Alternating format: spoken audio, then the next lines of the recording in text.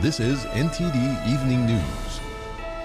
Live from our NTD Global Headquarters in New York City, here is Tiffany Meyer.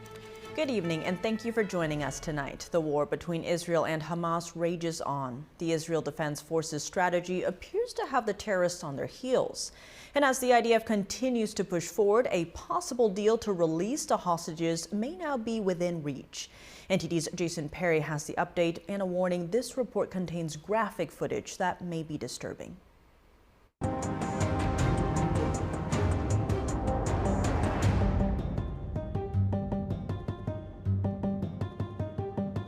The Israel Defense Forces reported on Monday that they had detained over 300 terrorists in the Gaza Strip since the beginning of its ground operations, and the detainees were brought back to Israeli territory to be interrogated.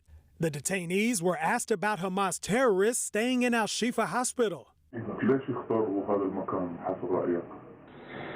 لأنه العدد البشر اللي هناك عامل حماية للمكان. اخذين يعني ممكن الناس درع بشري لهذا العتاد، لأنه الجيش مش حيضرب. بيلبسوا طاقم تنقيض وهذول مش ممرضين ولا دكاترة. On Sunday, the IDF released videos of hostages who were taken to Al-Shifa Hospital shortly after the massacre on October 7th, one without any apparent injuries and another with severe injuries. IDF spokesperson Rear Admiral Daniel Hagari said this: "The terrorists are guarding the room. We have not yet located both of these hostages and rescued them. We have not yet located them. We do not know where they are." The United States is also keeping a close eye on the hostage situation, with a possible deal in the works. White House National Security spokesperson John Kirby said this on Monday. "I know this is of great interest to all of you. I just want to let you know we're still working this hour by hour. I do not have an update for you on the hostage deal that we're trying to negotiate. But as you heard the Deputy National Security Advisor say yesterday, we believe we're closer than we've ever been. So we're hopeful." And more hope came for the over 30 premature babies who were being cared for at Al-Shifa Hospital. The IDF said they provided incubators for the babies and released footage showing Israeli troops assisting with transporting the premature babies from the hospital on Sunday. And those babies were then cared for at a hospital in southern Gaza and are now receiving care in Egypt. On their way to Egypt, some of their mothers finally got a chance to see them. "I have twin daughters. I did not know anything about their condition. Today, I saw them for the first time since the day I gave birth to them. Thank God, I was reassured that they were fine. When I saw them, I cried because I had not seen them for a while. I missed them very much and wanted to hold them in my arms." During its recent operations at Al-Shifa Hospital, the IDF reported finding a 60-yard-long tunnel beneath the hospital complex. Jason Perry, NTD News. Defense Secretary Lloyd Austin is on an unannounced visit to Ukraine today. While there, he announced $100 million in new military aid to the country. We've gathered up some 50 countries from around the world to work together, provide support to Ukraine as it does its work. But again, no matter how bad we want it, without the kind of help that you're providing, it doesn't work. This is his second visit to Ukraine since the war began. The first visit came shortly after the war started, at a time when global sentiment was very much against Russia, and nations were eager to support Ukraine. This has now changed, and many are questioning the high sums of financial support countries are sending Ukraine. Ukraine aims to beef up its ability to make weapons independently through ventures with international arms producers. It's a response to concerns about potential shortages in Western supplies. Ukrainian President Volodymyr Zelensky said Ukraine and the U.S. are actively working toward joint arms production. Former President Trump could see his gag order reinstated in the D.C. election case. A court is grappling with the terms today and seemed to indicate that some limit is needed. Here's our legal correspondent Arlene Richards with more. Mr. President! An attorney for former President Trump facing a 3-judge panel after appealing a gag order that he says limits Trump too much.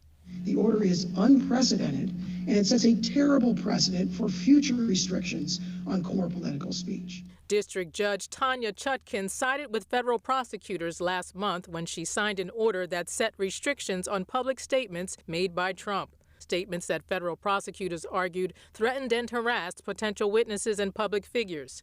At the moment, the appeals court has paused the order as Trump continues to fight it. Trump's attorney, John Sauer, refused to back down on his argument that the order strictly violates Trump's free speech rights. A judge on the panel of Democratic judicial appointees brought up the responsibility to protect witnesses in the case. If he were to pick up the phone and call someone that is known to him to be a witness, prospective witness in this case, and speak with that person without counsel present, that would violate the restriction undoubtedly. Would the First Amendment protect that communication under your test? We have not contended that. It's not what I am asking. I'm asking you to apply the test that you propose us, because we have to write a test that can be applied, and we have to know how it's going to be applied. So I'm asking your position, your legal position. The gag order also prevents Trump from making statements about special counsel Jack Smith or his staff. The court pressed the government's attorney for answers on why Trump can't criticize prosecutors. Why can't the defendants say A, B, and C, whoever is the prosecutorial team in the particular case, biased, racist, anti-American, whatever deplorable adjectives? I think in context, I think you'd have to view that as basically the meddlesome priest problem. Why is he mentioning individual line prosecutors, but for holding them up to scorn in the public? The court seems poised to reinstate the gag order with some changes that will loosen restrictions placed on the former president. A ruling will likely come within the next few days or weeks. Regardless of what the decision is, it is expected that this issue will eventually make its way to the Supreme Court. Arlene Richards, NTD News. The White House is brushing off concerns over President Biden's age as he turns 81 today, but recent polling and the latest gaffe by the president are again raising questions. NTD's White House correspondent Iris Tao has more. As President Biden turns 81 today, he jokes about his age while pardoning this year's Thanksgiving turkeys named Liberty and Belle. But he also seemingly confused Britney Spears, who's not on tour, with Taylor Swift, who's on tour in Brazil. Watch. It's my birthday today, and they can actually sing birthday music. I just want you to know it's difficult turning 60. Now, just to get here, Liberty and Belle had to beat some tough odds in competition. Even this harder than getting a ticket to the Renaissance tour or Britney's tour. She's down in, it's kind of warm in Brazil right now.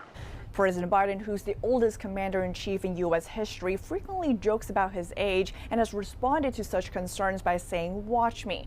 The White House also defending President Biden's age today by drawing attention instead to his experience and legislative record.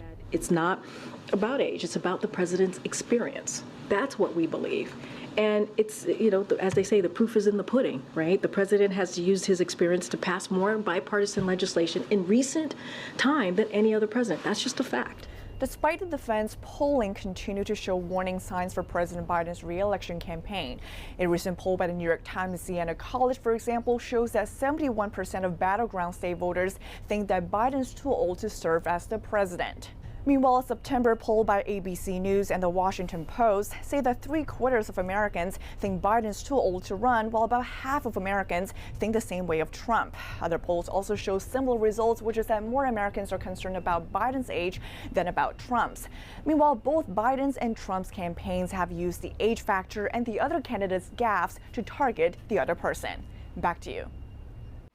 The Supreme Court today turning down an appeal from Derek Chauvin. The former Minneapolis police officer was convicted of murder in connection to the death of George Floyd in 2020. Chauvin's attorney saying that the officer did not get a fair trial due to fear of violence that could unfold if he was acquitted.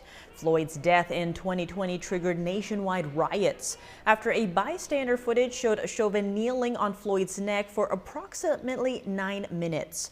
Autopsy report shows that heart failure and drug use were also factors in Floyd's death. Chauvin is currently serving a prison sentence for more than 2 decades. A federal appeals court ruled today that the U.S. government can make a claim under the Voting Rights Act, but private citizens and civil rights groups cannot. The 8th Circuit of the U.S. Court of Appeals said only the U.S. Attorney General has the power to introduce legal challenges under the Act. Section 2 of the Act prohibits voting practices or procedures that discriminate on the basis of race, color, or language of minority groups. The decision could have a significant impact on the anti-discriminatory protections of the law. Legal analysts believe the ruling will likely be appealed to the Supreme Court and set up a major debate over voting rights. Argentina set to switch from left to right. Capitalist Javier Milei won the presidential election last night.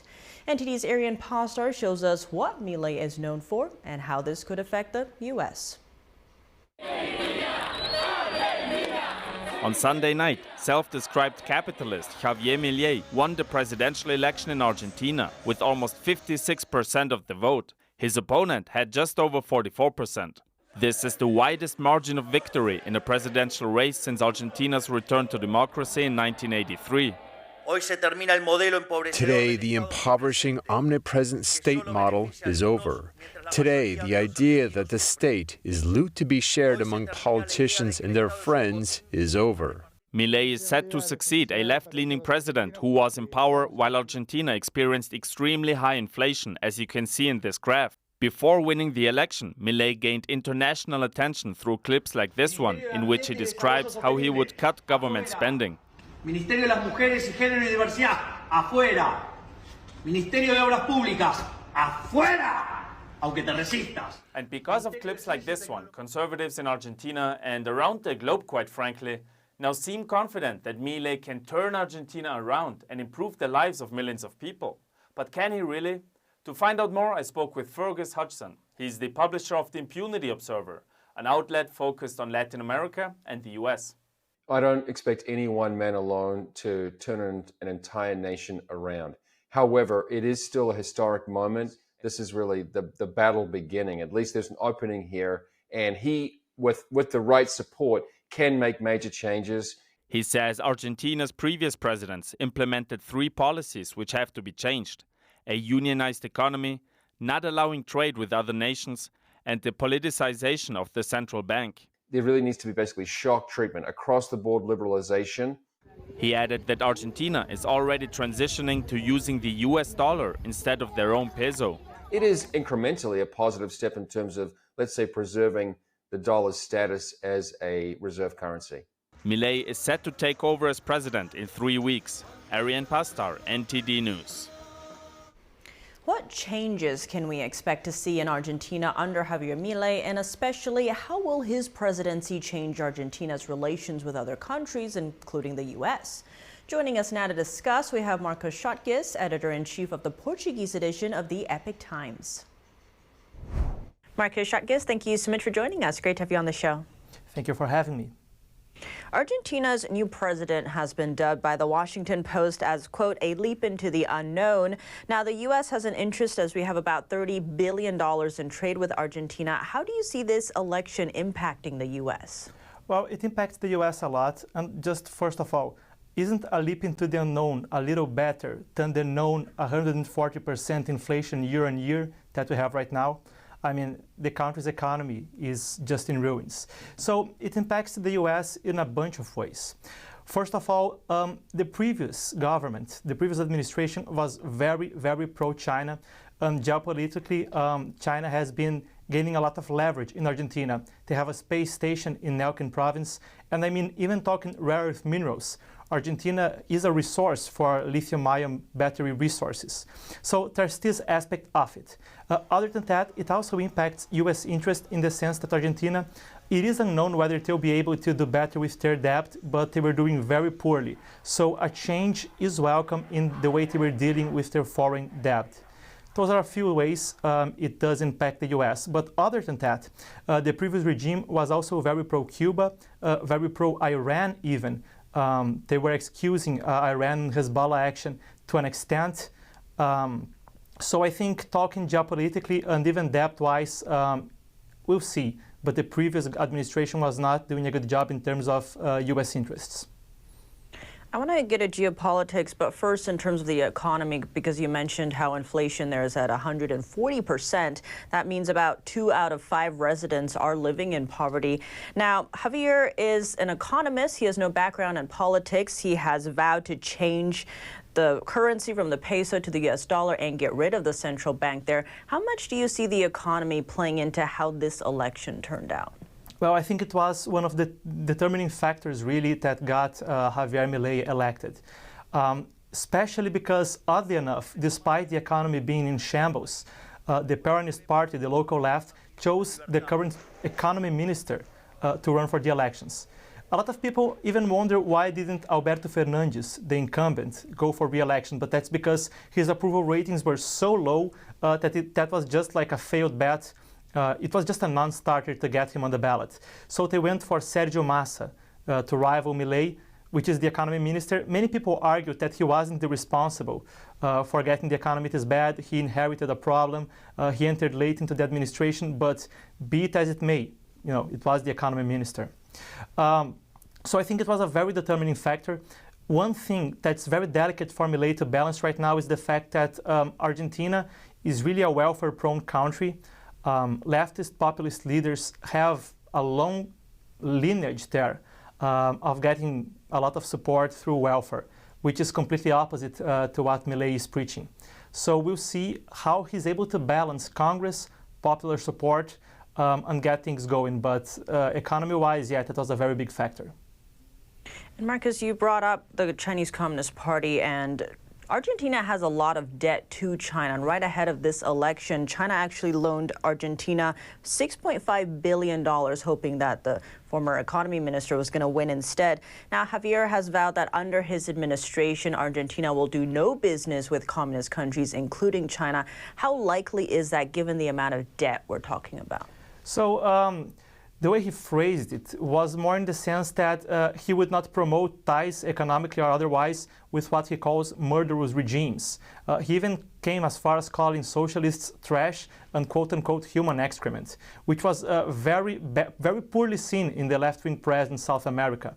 Now, if you take that back to China, geopolitics and big power competition in the region, Javier is very likely to not promote ties in the strict sense, but he also said that he's not going to forbid private citizens of exchanging, as that by definition is against his quote-unquote libertarian ideology. But now Argentina is a more complex situation if you're talking debt. Now let's talk China, let's talk the CCP. If you just get China debt, Argentina has a problem with what they call cross-cancellation clauses. What a cross-cancellation clause basically means is that if you want to cancel something in one contract, then all of the other CCP state-owned banks will basically have to be reviewed or might have to be cancelled. The CCP has gained so much leverage in Argentina like that they were able to get away when former President Mauricio Macri tried to expel the People's Liberation Army from managing a space station in the province of Neuquén, which had restricted access even to the president himself and local authorities. So the leverage is very big. We'll see how it plays out. He's not likely to deal with the debt problem anytime soon from what the contracts say themselves and the way they influence local politics.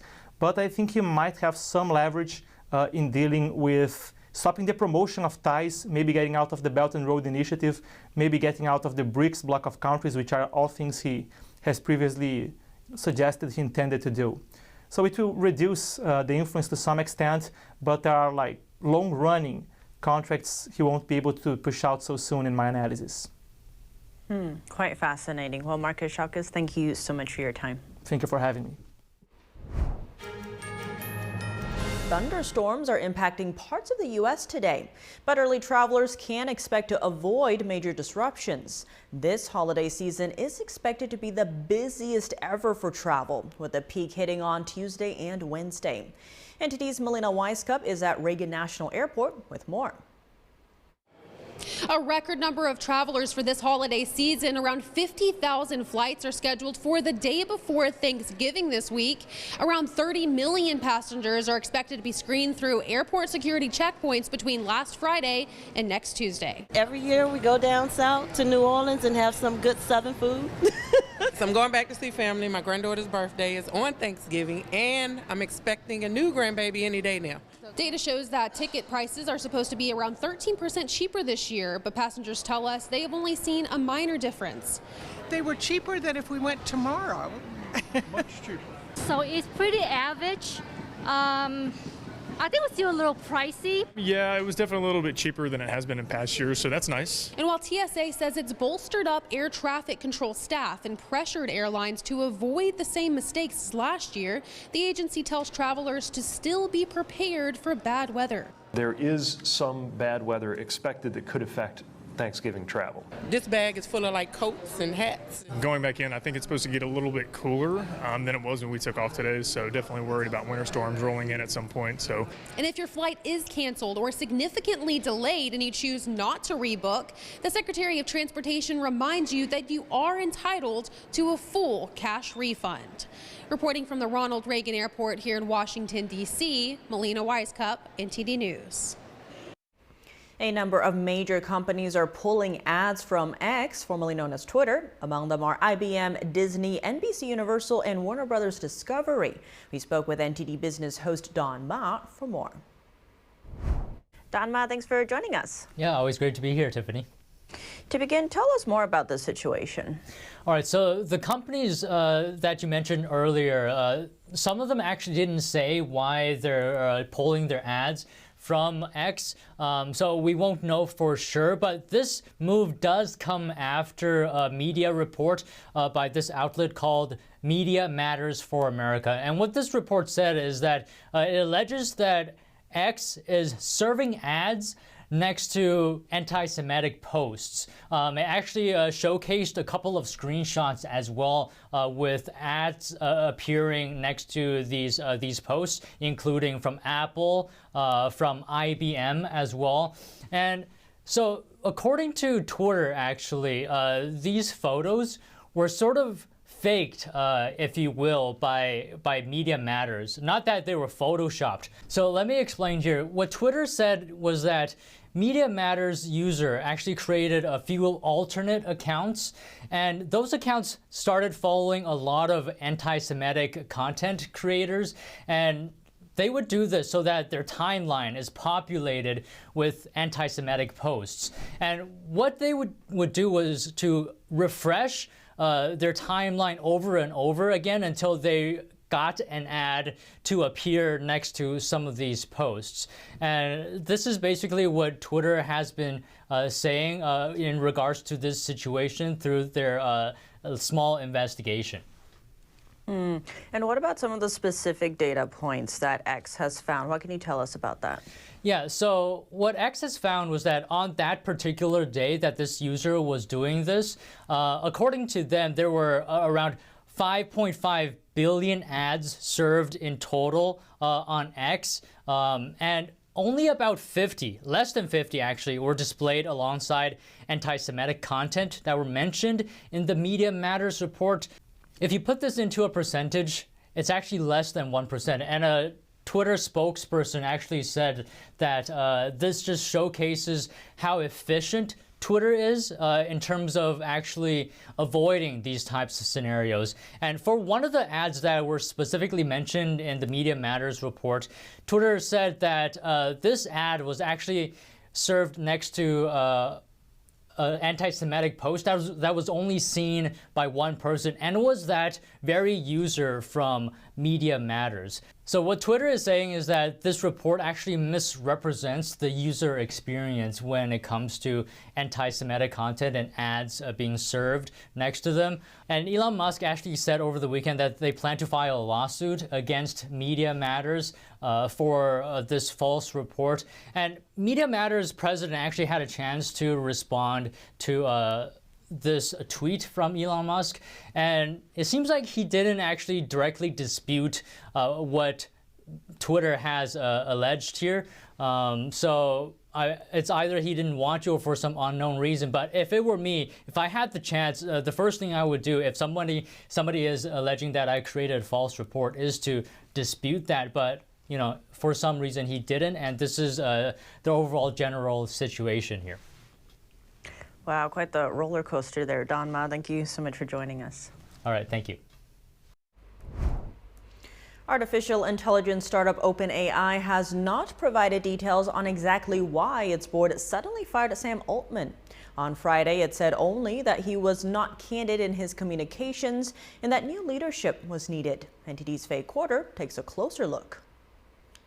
The board of artificial intelligence from OpenAI suddenly fired CEO Sam Altman on Friday. The board is made up of chief scientist Ilya Sutskever, Quora CEO Adam D'Angelo, researcher Helen Toner, and tech entrepreneur Tasha McCulley. Altman oversaw the creation of ChatGPT, which he made possible by partnering with Microsoft. ChatGPT is the revolutionary AI chatbot that can answer any prompt. It immediately got 100 million users upon release and is expected to transform the world. OpenAI's organizational structure is very unique. At the very top is a 501c3 nonprofit, which controls the for-profit segment of the company. Investors like Microsoft own shares only in the for-profit segment. This way, the board of directors doesn't have to answer to shareholders and can focus on the good of humanity over profits. Tech reporter Kara Swisher said inside sources told her there was a misalignment between the for-profit and not-for-profit adherents at the company. She said she was told the nonprofit branch felt Altman was pushing things too quickly, like all the new features the firm introduced at its Developer Day conference. AI researcher Alex DeRitter was at OpenAI's Developer Day. You can be pro-monetization and pro-safety at the same time. It is very difficult to determine what safety really is. DeRitter says he doesn't personally see Altman prioritizing profits over safety. He says the real question is whether or not OpenAI has created something like artificial general intelligence, a hypothetical form of AI that could learn and think the same way humans do. DeRitter speculates the board might be concerned about the possibility of handing that over to a giant for-profit corporation like Microsoft. Microsoft, the commercial entity, would basically have carte blanche understanding what they want to do with such a model. Which means that OpenAI's board of directors, which is mission-bound to protect kind of such AGI releases especially, would have lost control over such technology. It would be in the hands of one of the most powerful companies in the world. DeRitter says the invention of artificial general intelligence would be like the invention of electricity. At the time of its invention, nobody would be able to predict the massive ways it could transform the world. Board member Ilya Sutskever posted on X, "I deeply regret my participation in the board's actions. I never intended to harm OpenAI. I love everything we've built together, and I will do everything I can to reunite the company." He wants Altman to return as CEO. Board member Adam D'Angelo, Helen Toner, and Tasha McCulley haven't commented publicly. None has responded to requests for comment. Altman can be returned as CEO if 2 or more board members vote for his reinstatement. Faye Quarter, NTD News. Previously unseen footage of the January 6th Capitol breach now available publicly for the first time. What will the new footage show and what will happen next going forward? Joining us now to discuss, we have Jeff Carlson, investigative journalist and co-host of Truth Over News on Epic TV. Jeff Carlson, thank you so much for joining us. Great to have you back on the show. Thank you for having me. Good to be here. New House Speaker Mike Johnson has publicly released around 90 hours of security footage from January 6th. He's vowing to release 44,000 hours. What do we know now that we didn't before, or do we have more questions? Well, I think it's twofold. I think, first of all, we have more questions than ever surrounding January 6th. But what we also have is an affirmation of what we really knew from the very beginning, that yes, there was violence at the Capitol that day, but by and large, most of the activity was peaceful. You know, I can still remember seeing the footage in real time on that day. And the vast majority of people that were walking through the buildings were doing exactly that. Literally just walking through the buildings very calmly, very quietly, almost with a certain level of respect. It wasn't the chaos that we, saw countless times on clips that were fed to us. And I guess in some respects, that's where the questions are. There's so many things we still don't know about January 6th. Why wasn't this footage released earlier? Why were we selectively fed clips from the January 6th committee, which, fed into their narrative? And also, what was the federal involvement? How many federal officials were embedded in the crowd? How many FBI agents? What were their actions? So, I think there's a whole renewed interest in maybe trying to get to the bottom of this, which I think is fantastic and frankly, long overdue. And on one of your points, why do you think former House Speaker Kevin McCarthy didn't release these tapes? Well, first of all, I think that highlights the reason why he needed to be replaced. I mean, I was one of many voices that was calling for, for him to be ousted and be replaced. This is a promise that he had made early on, that he was going to release the January 6 tapes to everybody, to the public, so that they could see for themselves. And for whatever reason, he steadfastly refused to do that.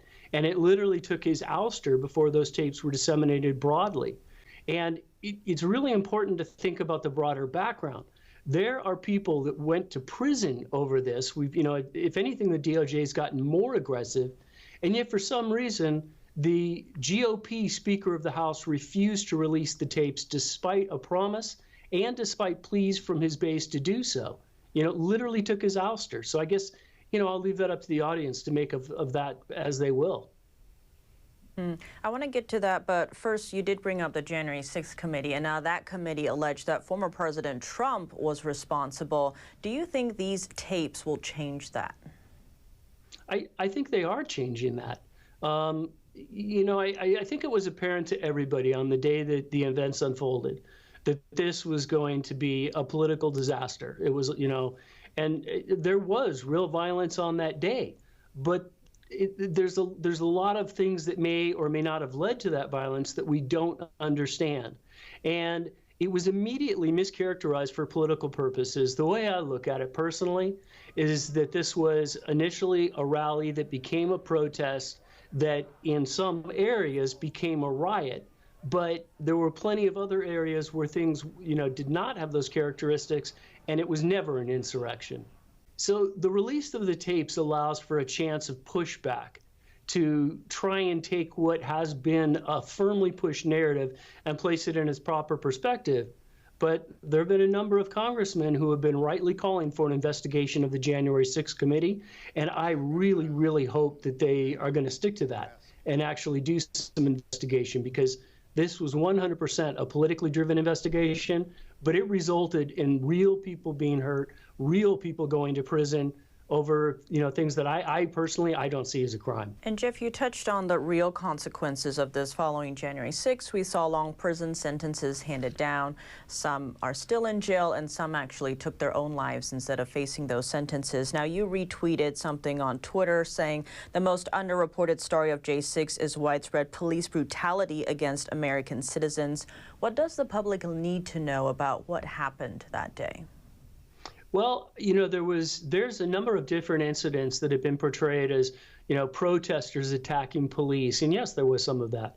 But what we've also found in say, some of the deaths of these protesters, that a lot of times it was instigated by police, or that police brutality against the protesters was excessively brutal. And as I mentioned earlier on, we had instances of the Capitol Police firing rubber bullets into the crowd, firing tear gas at critical junctures, which helped to incite the riot. And, it's worth noting that it's kind of easy to forget, but as this was going on, that was when Congress was beginning to debate the electoral votes surrounding Arizona, I believe it was. And of course, as this broke out, we had the shutdown, and congressional debate never resumed, and Mike Pence swore in Joe Biden at the following day in the morning as the new president. and congressional debate was halted completely. And Jeff, following the release of these tapes, what should House Republicans do now? Well, they should keep releasing the tapes. And I mean, as you mentioned in your question, should they push back against the January 6th committee? Absolutely, they should push back. I've always been of the mind that transparency is paramount. And whatever the truth is, wherever the facts lead, that's what should be followed. So let's get the facts out, let's find out, and let's definitely explore the January 6th committee. My personal take from what I know is that it's going to be very, very enlightening if we do so. Jeff Carlson, thank you so much for your time. Thank you for having me. Good to see you. The I-10 freeway fiasco is officially over in Los Angeles after severe fire damage. NTD's Christina Corona has more from downtown LA. There's a sigh of relief here in downtown Los Angeles, where traffic is moving again in both directions on the reopened 10 freeway. Caltrans announced that lanes going east and westbound on the 10 freeway in downtown Los Angeles were reopened on Sunday night, following a massive fire that forced the roadway to close from Alameda Street to Santa Fe Avenue. Officials initially had indicated that the closure would be indefinite. Governor Gavin Newsom attributed the swift reopening of the busy roadway to the dedicated repair crews, with over 250 individuals working 12-hour shifts 24/7 at the job site. They got us 2 or 3 days ahead of schedule, working with security crews and working with our partners locally. We were able to secure the kind of equipment that we needed to get on site to make sure that we were able to complement that with the man hours and woman hours. On Saturday, CAL FIRE also released photos and a description of a person of interest sought in connection with the fire. The person is approximately 6 feet tall and weighs 170 to 190 pounds. He is believed to be between the ages of 30 and 35 and has black hair. However, several protesters gathering near the freeway told us how the freeway closure affected their business. We worked hundreds of owner-operators, minority local owner-operators, but AB5 came along and destroyed our business because it wants us to make those owner-operators into our employees. And the reason we're out here today in front of the 10 freeway is because there were actually owner-operators we saw working. So we're wondering why Mayor Karen Bass and Governor Newsom playing favoritism, letting owner-operators still work in some areas while destroying owner-operators in other areas. Karen Bass has not issued a statement regarding the protests. Columns are being restored by workers behind me, and officials did tell me there will be periodic closures in the coming weeks and months as repairs continue. Christina Corona, NTD News, Los Angeles. Welcome back, and now for your sports news, we're joined by NTD's Dave Martin in studio. Dave, plenty of topics to discuss here. Let's start with the NFL. Tonight we have a Super Bowl rematch in Kansas City. Do you think the Chiefs will win this one? No, I mean, the Chiefs may be 7-2, but they don't have their usual explosive offense this year. I would say it's because they don't have Tyreek Hill, but they didn't have him last year, and they still won the Super Bowl then. Opposing defenses have really keyed in on Travis Kelce. They're looking for someone else to emerge around him. Basically, they wrote a strong defense to get this far. I think, though, Philly looks like the best team in the league, and I'm sure they'd like to get some revenge tonight. Now, elsewhere in the league, the Jets actually benched quarterback Zach Wilson yesterday. Was that expected? Yeah, but it was expected, weeks ago. I think they would have done this sooner had they had a more experienced backup behind him. Tim Boyle does not have a very long NFL track record. Now, their offense has been struggling since Aaron Rodgers got hurt in the very first game. But I don't think this can be all blamed on the quarterbacks. I mean, their offensive line has been completely ravaged by injuries. There's not much time to hold on to the ball. I think the team, though, is just really hoping to hold on until Rodgers makes some kind of miraculous return next month. But I think it might be too little, too late. Speaking of injuries, switching gears now to college football, Florida State star quarterback Jordan Travis is out for the rest of the season with an injury. Do you think the playoff committee will dock them points for this? I really hope they don't. I mean, the committee shouldn't just presume that they can't do well without him. What if they have another star quarterback on their depth chart? Or what if they switch their offense around and find another way to be successful? Ultimately, though, we might not ever find out. I mean, they could drop in the rankings this week, but we can't presume why. I mean, Washington is right behind them. They're undefeated as well, and they had a more impressive win over the weekend.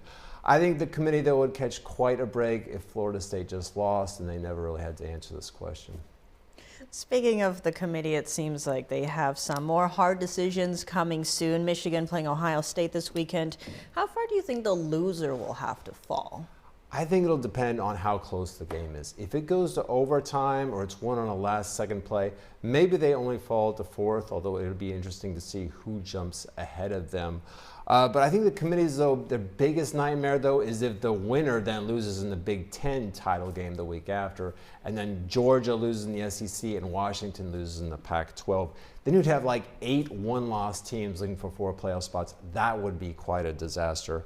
I think all these scenarios, though, are justifications for why we needed the 12-team playoffs come next year, so you can finally get some automatic bids.